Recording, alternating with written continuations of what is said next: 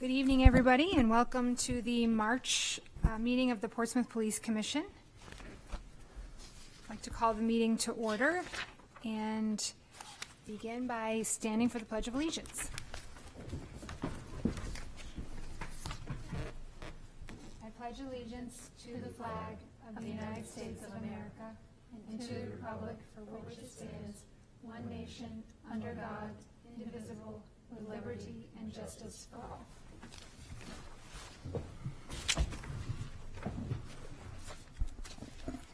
So if we can move on to acceptance of the minutes from February 11th, which was the budget work session, February 15th, which was the regular meeting, and February 16th, which was the public hearing on the proposed budget. I guess first I'll pause before I ask for approval. Did anyone have any changes to any of those documents? I did not. No, I did not either. Okay, so now can I get a motion to accept all three? I move to accept all three sets of minutes. Second. All in favor? Aye. Aye. And now we'll move on to public comment. I am the public. Yeah, yes. I'm Lisa Wolford, Newcastle Avenue. Good evening, everyone. Good to see you.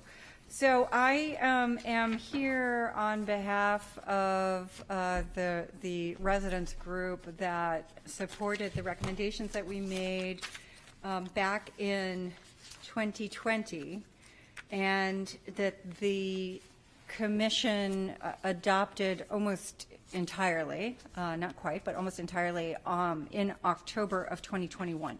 So we are in the 5th month since your adoption of those recommendations. And I know from Stephanie, Marta, and I have been attending meetings and have talked to some of the commissioners, and so we know that you're working on some things. But I am concerned that we're not making as much progress as we ought to be making, and there are some items that the Police Commission adopted, which included deadlines by which certain things would be done that I don't think have been done. And so what I would recommend is to go through the October 12th, 2021 recommendation document. And there, so it's a pretty dense document because there's some explanatory language in it as well. But if you sort of, and I started doing this today, but then I thought better of it. In any event, if you go through and sort of go through the Word document and remove the explanatory language, you'll come up with very concrete action items, some of which, as I said, had deadlines that the commission was supposed to act by. And my suggestion is to assure the public, because as you recall, we had some buy-in for these efforts, and there was a lot of interest and a lot of media interest in the recommendations as well. My suggestion to assure the public that you are moving forward, even if you have not complied with some of the deadlines that were set back in October. But to assure them that you're moving forward is to publish a written report, an update report next month. That'll be the 6th month from the time that you adopted the recommendations. Adopting the recommendations meant you agreed to undertake the items that were proposed, and so we certainly expect that will occur. Let me just quickly, I said this when I was here a couple months ago. I'm really concerned I'm really concerned in particular about data collection, and I know that is the data collection item is premised on the new CAD system, but I think it's really important for the commissioners, because this isn't Chief Newport's job. It's really a commission function to ensure that the CAD piece is executed appropriately. So at the very least, I think that the commission should ensure that Chief Newport has the support he needs to have those Center for Policing Equity appendices attached to the RFP, which I think has not yet been finalized. I could be wrong about that. We still got the stuff on the website. That would be an easy thing for you guys to tick off. For example, recommendation number 9, require review of case outcomes and officer performance evaluations.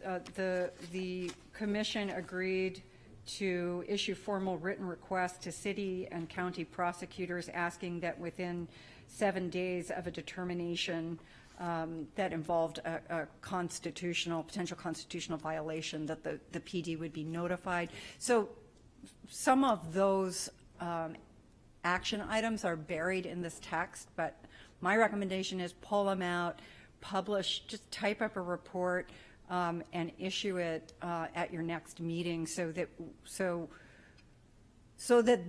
there is a roadmap, so we know that 6 months later, this is where we are. Do you have any questions? Do you have any comments? Okay. Well, that's it. Thank you. Thank you. Not seeing anyone else for public comment, we'll close the public comment portion of the meeting and move on to the Police Commission agenda items. We are in the midst of a promotion for position of captain. That has not yet been finalized, but we are undertaking interviews and review today. And we'll move on to facilities update. Chief, you want to give an update? Yeah, I can on just touch base on that. So they've been moving forward with the remediation in the Detectives Division. That's still in the process. And as a part of the facilities update, there's a contingent of us, myself, Captain Maloney, and Commissioner Coyle and Commissioner Scher, that will be traveling to a conference on constructing the new police facilities. Chief, is anyone going from city manager's office or the city council? Yes, so we have Peter Rice, the director of the DPW, and Joe Almeida, the facilities manager, as well as Councilor John Tabor attending. Great. Thanks to everyone who's making time to be there for this conference. I think it'll be very helpful. Any other comments on facilities update or questions? Commissioner Scher? No. Okay. All right. And then number 3 on this agenda items list is the community priorities, and we did just hear from Lisa on this topic. I don't believe Lisa was here when we reviewed the document that she referenced as a group 2 meetings ago, but she makes a great point about making sure we've reported out. And I think that is something like, I actually, like just thinking about it, I think that it is pretty easy to try to create, create a table of something that we can, and I'm happy to take that on, make that list, identify, or if we have with like some idea of projected timelines. Mm-hmm. So I'm certainly happy to take that on and create something, some sort of work product that something we can work with to try to make it, more tangible. And I think that's the issue with, it feels, I think everybody is in support of implementing them. It feels a little overwhelming in the grand scheme looking at this, but perhaps if we do, using Lisa's suggestion, if we do create that sort of pull out the action items and itemize them and get an idea of a timetable, that might help direct us all and make it feel a little less overwhelming in the implementation. And I also just want to be clear, some of those items are being implemented. It's just that we haven't reported back on everything. Correct. I think with the RFP, and I don't mean to interrupt. No, go ahead.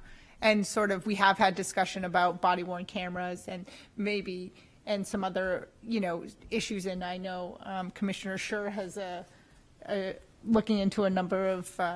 Yeah, there has been, I've had conversations concerning NDAs, non-disclosure agreements, and I've also both had conversations with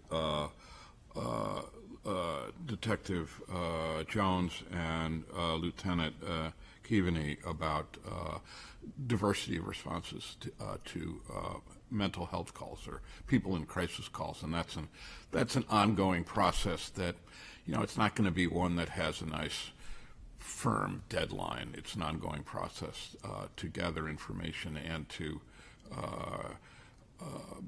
build the resources. Well, so again, and I think, as we talked about last meeting, the mobile crisis response is underway, and we've been working actively with Seacoast Mental Health and have asked them to report back to the community once there's a little more time under their belt. But all of these things, to your point, Commissioner Coyle, and to Lisa's point, are individual initiatives, and so being able to report back on all the efforts. The one thing I guess there are two time-sensitive things that were mentioned in public comment that I want to make sure we have a chance to answer. One is the RFP on the CAD RMS system, because that's part of the ongoing CIP request approval process with City Council, but the RFP's updated, right, and been issued. Correct. The RFP went out earlier this month.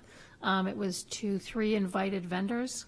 We did, I think, 9 demonstrations, and these 3 fit our request as much as possible. In that RFP, in the appendices, we included the community recommendations, as well as the Department of Justice document that you gave us, stating that we had to meet these goals. So that went out in the RFP. And the RFP responses should be back, I think, in 4 weeks, and then they'll be evaluated. And then there was also reference to updates on the website, which I thought there were just a handful of policies that were still under review internally relative to officer safety and public safety that were not yet on the site, but everything else was up. Correct, and Lieutenant Keaveney has been reviewing those and adding them as he gets through them, so. Yep. Okay, so bottom line is, certainly there's an opportunity to have a more, because of the comprehensive nature and complex nature of some of the recommendations, we should find a better framework for how we report back, which we can do collectively.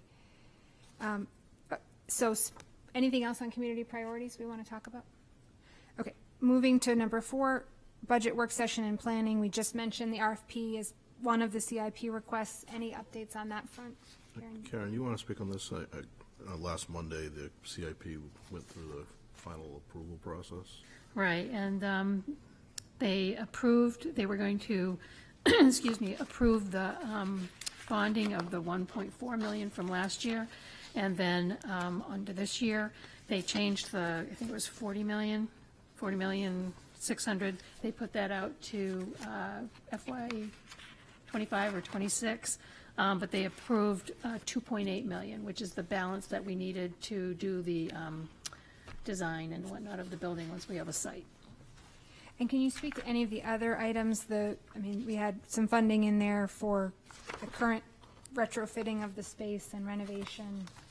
I was going to say, the rest of these went through, which was another payment toward the records management system, the 400,000 for the deficiencies and whatnot repairs, and hopefully we'll get to our list this year, because last year and this year's had to be used for the HVAC and the mold remediation. Great. And we did have a placeholder in there for body-worn cameras. Actually, the CIP was submitted before. That's correct, Thank so you. that'll be on next year's as a placeholder. Yeah. Yep. Great. And also in the strategic plan. Great. Any other questions about CIP? No?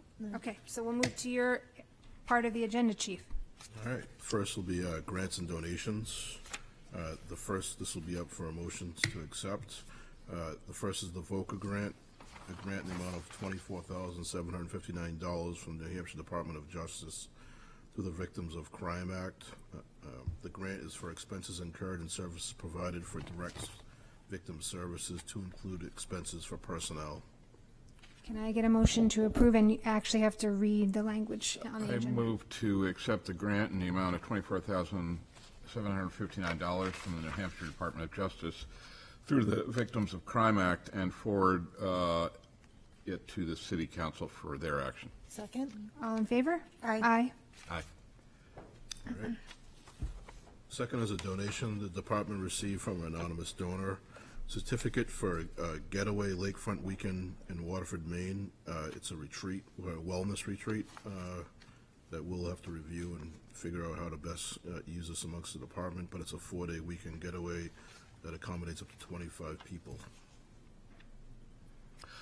I move to accept the certificate for a getaway lakefront weekend in Waterford, Maine, to be donated to the Portsmouth Police Department, and that it be forwarded to the City Council for their action. Second. All in favor? Aye. Aye. Next will be letters of recognition from outside the department.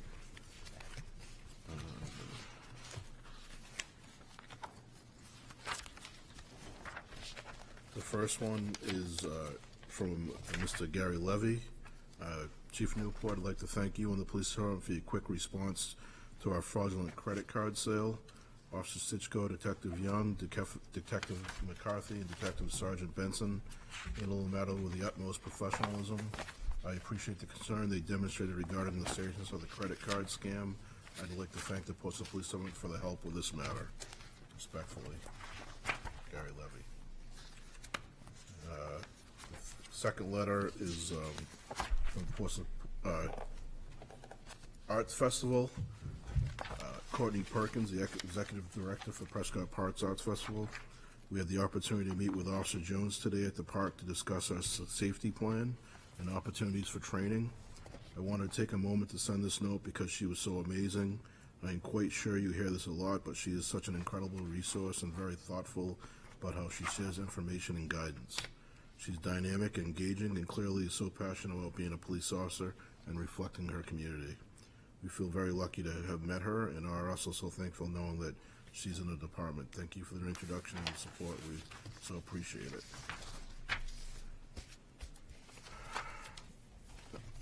Next one is a notice from a resident, a passerby that wanted to thank us for what she observed one night, February 12th, 2002. They were on their way to the Jackson Gray building for a medical appointment, and it was after a bad ice storm. They saw the flashing blue lights of a Portsmouth police car and had a car pulled over. Initially, they thought it was for speeding, but as they got closer, they saw the car had a thick sheet of ice, snow and ice on its roof. They thought it was maybe for Jessica's Law, which tells you that you need to clean your car off before you drive down the street. However, as they drove closer, they saw a police officer standing by the passenger side of the car and carefully, meticulously removing the snow and ice while elderly man sat in the driver's seat. We wished we had a camera to capture the kindness and goodwill shown by the officer as he was helping someone who probably couldn't remove the ice himself. Things like this probably happen every day, but often go unnoticed and unapplauded. We just wanted to say thank you to the Portsmouth Police Department and that officer in particular for everything they do to keep Portsmouth safe, and to let you know how much it is appreciated. Sincerely, Gail Martins. Do we have any idea who that officer was? I do not have who that is, but we can, I'm sure, we may be able to figure it out, may not, because they may not have called it in, so.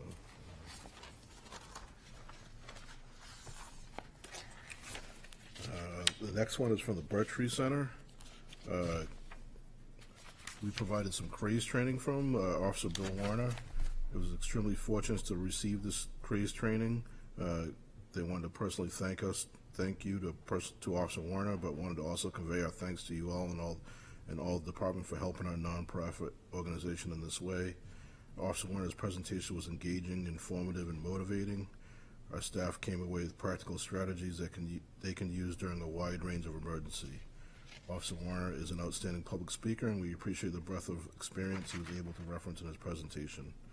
We're proud to have your department's support, and we'll be sure to include the City of Portsmouth Police Department in our list of municipal supporters in our next community report. Chief, can I just add one, because I heard from several parents in the community, and this may also serve as a PSA in case anyone's listening. There have been, as people know, Portsmouth is home to the Internet Crimes Against Children Task Force for the state of New Hampshire, and it's currently being led by Lieutenant Kinsman. I have heard from several parents whose children have been targeted by what Lieutenant Kinsman described as sextortion, where there's manipulation to get you to friend them on Instagram, and then they coerce you into letting them Snapchat you, and they then manipulate images they can capture from you on Snapchat and make you think they're going to share nude photographs, and then try to get you to give them money in order to avoid sharing the photographs.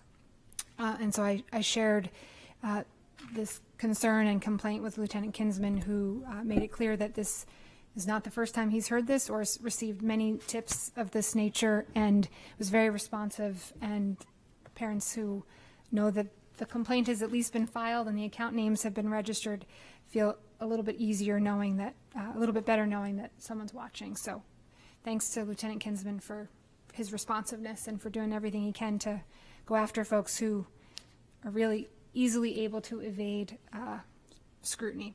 So. Okay. Next is the accreditation update, and Carrie Waring, our accreditation manager, couldn't be here, so I'll try to synopsize her report. We're in year 3 of a 4-year reaccreditation cycle. Came to an end in January, at the end of January. We're working to clean up and collect some proofs from year 3 as it now is closed, and we'll begin the hunt and collection for year 4 proofs. The compliance service member from Kalia will be working with us virtually in late May this year to review 20% of our year 3 standards to ensure compliance. The standards in which are selected are provided to me ahead of time, and some focus can put on these to ensure that we meet Kalia requirements. Currently, there are 151 agencies across the country in self-assessment.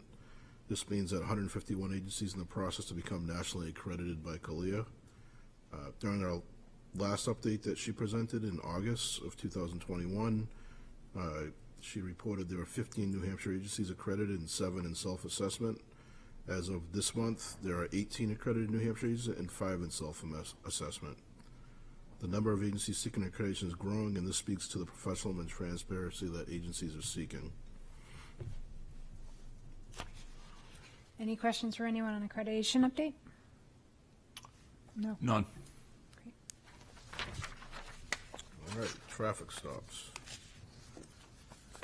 February stats, there was 798 motor vehicle stops, 39 summonses, and 29 reportable motor vehicle crashes. Like I have been stating, there's been an uptick in our traffic enforcement through patrol, and this will continue as, you know, the warm weather starts to come in, and obviously we'll be seeing a lot more traffic in the area. Mike, you have anything you want to mention on that? No, hopefully with the snow and weather behind us, we still track, reduction of crashes and reduction of crashes that involve injury is the purpose behind all of this for the most part. And we still hover around barely into double digits for reportable crashes on a weekly basis, and that's good weather, bad weather. So, that's our continued goal as the traffic starts to increase here over the next couple months. And DWI detection and impairment is also a focus too. We have upcoming patrols on St. Patrick's Day, working with the New Hampshire Office of Highway Safety to conduct grant-funded DWI patrols along with several other Seacoast communities in the state police. So, traffic enforcement and complaints of traffic speeding in cars continue to be a main priority, and we will make that a priority of ours, provided that continues. One question: do we have any sense from the 798 motor vehicle stops, how many were moving violations? How many were what I'd call non-moving violations, like a tail light out, something like that? Or is that breakdown done? Well, they're all moving violations, so. The car is moving when, but a speeding or erratic driving versus a tail light out, for example, So. or I a guess, Mike, unregistered Mike, car. could break this down to Not what- without looking at each of those 798 stops, because if we looked at each of those individual stops, we would be able to extrapolate, in most cases, the reason for the stop. So if they say clear with a warning for speed, that stop was for speed. If they said clear with a warning for expired registration, we would have to go through each one. So Do you have any, just a rough estimate? I'm not going to hold you to, no. Okay. I don't. It'd be a completely random guess. We stop a lot of cars for expired registration, we stop a lot of cars for inspection, we stop a lot of cars for speed, we stop a lot of cars for rolling through stop signs. Yeah, I've never had to look at that, so it would be a guess. Okay.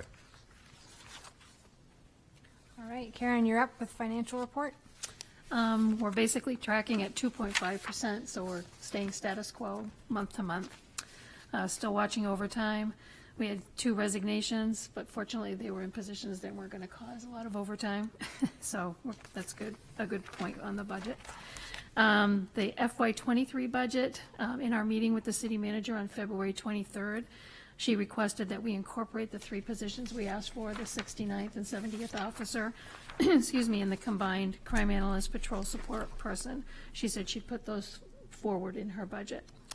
We were also asked to add a 30% increase in our gasoline line. So we've done that.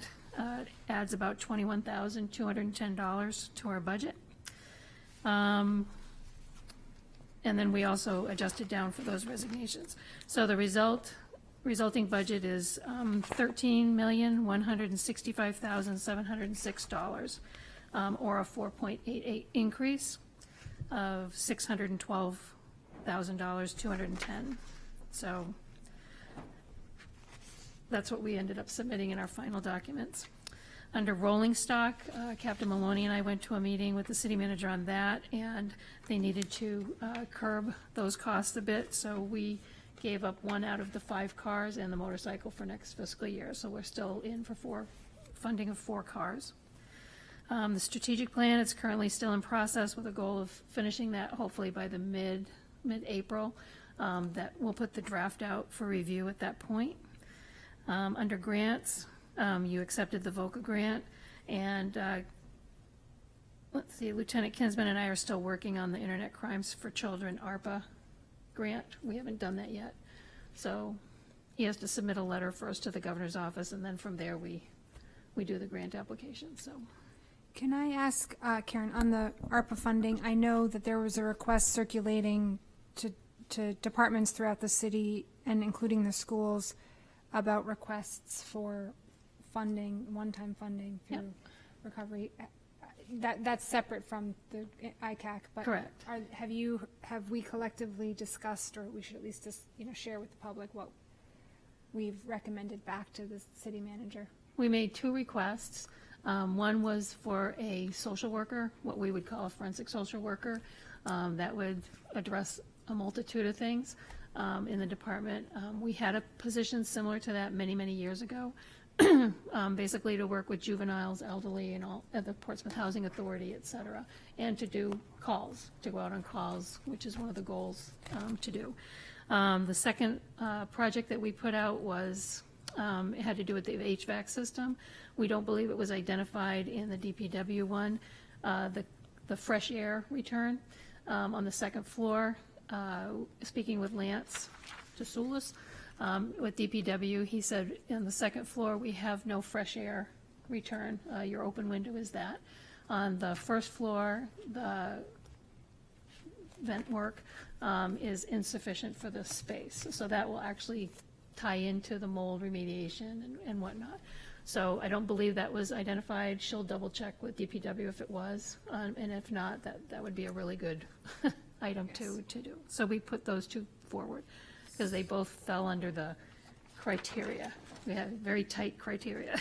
So is it fair to say that ICAC, that's state ARPA money? State ARPA money. So, yes, so that will come out of the state funds, and then Correct. the social worker and the HVAC is through The the city city allocations, which is 14 million or so, is that Right. correct? Yeah. And I mean, they collected projects from everybody, and Right. we don't know how they'll get assessed. and- Selected. Yeah. Yes. Any other questions on that front? So if I can just make an impassioned plea to the city councilors who will ultimately be deciding on our operating budget, the reality is we've been in desperate need of these positions to be filled for a long time. This would get us to a place that sort of what it looked like back in 2007 and 8. And what we've experienced in the last 2 years, in light of COVID, in light of the exposures that created for the department, we just know the numbers don't work for the kind of service the community expects and demands. So, again, we'll be there to testify and help do what we can to reinforce the value of endorsing, supporting this budget. But the reason for the increase is because we need to increase the number of boots on the ground, so to speak, relative to the department. And we felt that no more pressingly than we have in the last couple of years, where we had National Guard deployments, we had COVID exposures, and therefore people were out, which meant unfair overtime requirements because we had to keep coverage across the city. So I do hope the council will carefully consider that budget request and will endorse it. And certainly we'll be doing what we can to champion it. Anything else on that front? No. Okay. The rest of any other miscellaneous business for this evening? No? Nothing. Okay, for those who may be watching, first safe travels to folks on the dais here and in City Hall who are headed to this conference in the wee hours of the morning tomorrow. And we'll look forward to reconvening on April 19th for our next regular meeting. Can I get a motion to adjourn? So moved. Second. All in favor? Aye. Thank you. Good evening.